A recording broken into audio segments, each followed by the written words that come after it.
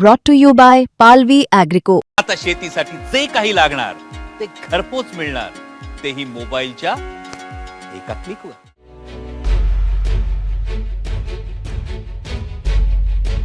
निशिकांत दुबे जे आले होते ते मराठी द्वेषी आहेत. त्यांची मराठ्यांसाठी कशी वक्तव्य आली होती ते तुमच्या लक्षात येतील पाठीमागचा त्यांचा सगळं. मग त्यांना रेड कार्पेट आणणारे जिल्हाधिकारी, हेलिकॉप्टरची परवानगी देणारे जिल्हाधिकारी. सर्वसामान्य माणसाला तुम्ही इतके नियम लावता आणि जो कोणी हेलिकॉप्टरने येतो त्याला लगेच दर्शन दिलं जातं, हे अयोग्य आहे. गोरगरीब म्हणून तिथं कोणाला सोडलं जात नाही. भक्तगणांना तर डायरेक्ट तिथं तोंड दाबून लाथा बुक्क्यांचा मारे. अजून एखादा नवीन कोण खासदार आला कदाचित त्याला सोड. 12 ज्योतिर्लिंगापैकी प्रमुख स्थान असलेल्या महाराष्ट्रातील भीमाशंकर अभयारण्यामध्ये जे मंदिर आहे भीमाशंकर महादेवाचं, हे 9 जानेवारीपासून बंद आहे. विकास कामं सुरू आहे, जीर्णोद्धार सुरू आहे. सामान्य भाविकांना हे मंदिर बंद आहे. अशातच मागच्या 2 दिवसापूर्वी झारखंडचे जे खासदार आहेत त्या ठिकाणचे निशिकांत दुबे हे खास हेलिकॉप्टरने आले आणि त्यांनी दर्शन घेतलं. प्रशासनाने त्यांच्यावरती जी मेहरबानी केली, नेमकी कशी केली, काय केली, सामान्य भाविकांचं नेमकं काय मत आहे हे आपण सगळं जाणून घेणार. खरं तर 2 दिवस माध्यमांमध्ये हा महत्त्वाचा विषय गाजतोय. सामान्य भाविकांना हे मंदिर बंद असताना VIPंना कसं उघडलं गेलं, कोणाचा यात हात होता आणि एकूणच सामान्य भाविकांना काय वाटतं. आपल्यासोबत आंबेगाव तालुक्यातले काही भाविक आहेत जे या परिसरात नेहमी दर्शनासाठी जात असतात, पण त्यांचे काय अनुभव आणि त्यांचं एकूण याच्यावरती काय मत आहे आपण विचारणार. मला सांगा, काल दुबे येऊन गेले, काय तुमची पहिली रिॲक्शन आहे यावरती? तुम्ही सुद्धा जात असाल, तुम्हाला या परिसरात सोडलं जातं का पोलिसांकडनं? विश्वस्त म्हणून मी अनेक वर्ष भीमाशंकर देवस्थानला विश्वस्त म्हणून काम पाहिलेलं आहे आणि सध्या विश्व हिंदू परिषदचं जिल्हाध्यक्ष म्हणून मी काम पाहत आहे.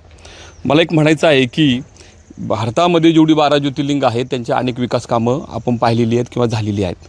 प्रामुख्याने ज्याचा उल्लेख करावा ते काशीचे विश्वेश्वर. त्याचा ज्यावेळी आपण विकास आराखडा केला आदरणीय पंतप्रधान नरेंद्र मोदींजींनी, त्यानंतर उज्जैनचा महाकालाचा विकास आराखडा केला. यामध्ये कुठेही मंदिर बंद झालं नाही. मग भीमाशंकरचं मंदिर बंद ठेवायची काय आवश्यकता होती, हा एक माझा पहिला प्रश्न होता. मुळात ज्यावेळी हा निर्णय घेतला त्यावेळी तो कोणाला विचारून घेतला किंवा भाविक भक्तांची मतं त्यावेळी घ्यायला पाहिजे होती किंवा आम्ही त्या ठिकाणी काम केलेलं आहे, जर आम्हाला देखील विचारलं झाली असती विचारणा तर आम्ही त्याच्यामधून काहीतरी एक वेगळा मार्ग दिला असता. महाशिवरात्रीसारखा एक मोठं पवित्र पर्व होऊन गेलं की ज्या ठिकाणी ह्या परिसरातले भाविक भक्त मंडळी भीमाशंकराच्या शिवलिंगाचं, पवित्र शिवलिंगाचं दर्शन केल्याशिवाय उपवास सोडत नाही. त्या काळात देखील भीमाशंकरचं मंदिर बंद ठेवलं आणि लोकांनी स्वीकारलं का तर आपलं मंदिर आहे, आपल्या मंदिराची डेव्हलपमेंट होती, एवढा मोठा विकास आराखडा होतोय, शासन 288 कोटी रुपये त्याच्यावर खर्च करत आहे म्हणून लोकांनी ते ॲक्सेप्ट केलं, ते स्वीकारलं. पण असं असतानाही सर्वसामान्य भाविकाला वेगळा न्याय तुम्ही देता आणि श्रीमंत माणूस हेलिकॉप्टरनी ज्यावेळी येतो त्यावेळी त्याला तुम्ही राजरोसपणे व्यवस्था मंदिर उघडली जातात. आता याच्यामध्ये पुजाऱ्यांची बोलणं झालं तर पुजारी म्हणतात की वरती जी पोलीस प्रशासन यंत्रणा आहे त्यांनी कसं काय सोडलं, खाली आल्यानंतर आम्ही दर्शन देणं आम्हाला भाग आहे, समोर माणूस एक भक्त देवाच्या दारामध्ये उभा आहे, आम्हाला दर्शन देणं भाग आहे. सिक्युरिटी त्यावेळी कुठं होती, पोलीस यंत्रणा काय करत होती, पोलीस यंत्रणेच्या लोकांशी काय बोललं तर ते म्हणतील हेलिकॉप्टर कसं काय उतरलं, त्याला परवानगी कोणी दिली होती.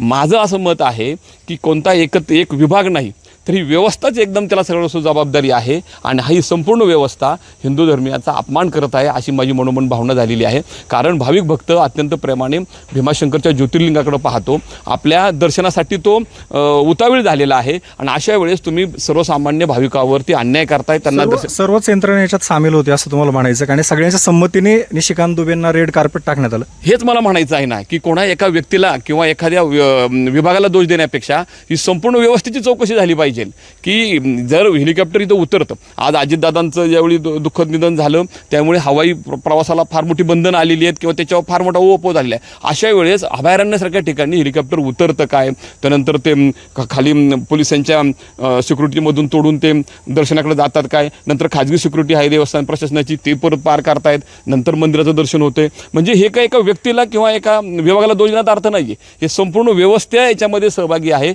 आणि हा माझं मत आहे की हा भाविक भक्तांचा फार मोठा अपमान आहे की सर्वसामान्य माणसाला तुम्ही इतके नियम लावता आणि जो कोणी हेलिकॉप्टरने येतो त्याला लगेच दर्शन दिलं जातं, हे अयोग्य आहे. पुन्हा एकदा येतो.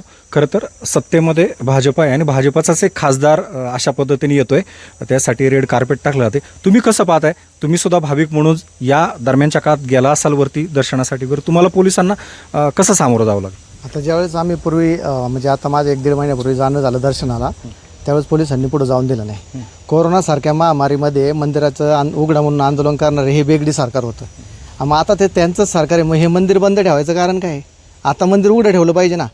3 महिन्यामध्ये मंदिराचं काम होणार नव्हतं किंवा 6 महिन्यामध्ये मंदिराचं काम होणार नव्हतं हे सरकारला पण माहिती होतं. त्याला 18 महिने कालावधी जाणारच आहे. वरती छोटे छोटे गोरगरीब व्यावसायिक एवढे ज्यांच्या हातावर व्यवसाय आहेत त्यांना रानमेवा गोळा करण्यापासून विकण्यापर्यंत जे 2-2 रुपये मिळायचे ती भाविक यायचे जायचे म्हणून ते मिळायचे. आज अक्षरशः त्यांच्या पोटावर आले. म्हणजे घ्यायच्या टाक्या तर नाहीच नाही, करून पण खाता येत नाही आणि विकता पण येत नाही. म्हणजे त्यांची जी भाजपची जी नीतिमत्ता म्हणजे नीती होती का ना खाऊंगा ना खाणे दूंगा ती अंमलात आणलेली आहे त्यांनी, असं मला वाटतं. आणि ह्या गोष्टीचं म्हणजे आता त्यांनी जर ठरवलं असतं का 1000 लोकांना डेलीला दर्शन द्यायचं ऑनलाईन पास पद्धतीने, तर 1000 लोकांचं दर्शन घेऊन बाकीचं मंदिराचं जे विकास काम आहे ते एक बाजूला चालू असतं. मंदिरांमध्ये तशी ऑनलाईनची सुविधा ती पण नाही इथं. ती पण नाही इथं. आणि कालचे जे निशिकांत दुबे जे आले होते ते मराठी द्वेषी आहेत. त्यांची मराठ्यांसाठी कशी वक्तव्य आली होती ती तुमच्या लक्षात येतील पाठीमागचा त्यांचा सगळं. मग त्यांना रेड कार्पेट आणणारे जिल्हाधिकारी, हेलिकॉप्टरची परवानगी देणारे जिल्हाधिकारी तर म्हणतात मलाच माहिती नाही आणि त्यांनीच आदेश दिले चौकशीचे. आम्ही ग्रॅज्युएट आहोत, आम्हाला चांगल्यापैकी माहिती आहे की हेलिकॉप्टरची परवानगी उतरायला जिल्हाधिकारीच देतात. तिथपर्यंत आमचं नॉलेज आहे. आणि हे सगळं जिल्हाधिकाऱ्यांच्याच माध्यमातून सगळं झालेलं आहे. अगदी वरतून ठरून झालेलं दिसतंय. ठरून झाले. याच्यापासून राज्यातले सगळे मंत्री महोदय सगळे याच्यात सामील आहेत. मग त्याची चौकशी होईल काय? नाही. कसली चौकशी आतापर्यंत कुठली झाली आहे का? माफ करायचं, बाकी काय सोडून द्यायचं.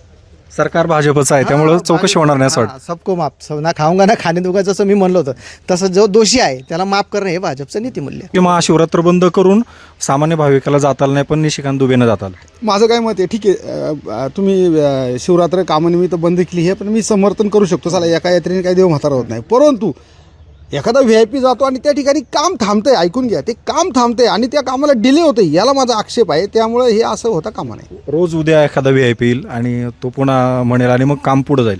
मला काय म्हणायचं की आता हा जो म्हणतोय कलेक्टरला कदाचित माहिती नसेल, जर कलेक्टरला माहीत नसेल कदाचित असू शकतं का स्थानिक जे लोक आहेत राजकारण ते कलेक्टरला, आता मला माहिती की ते कलेक्टर काय त्यांच्या पुढे कोणी बोलणार नाही, तो काय भाग वेगळा आहे.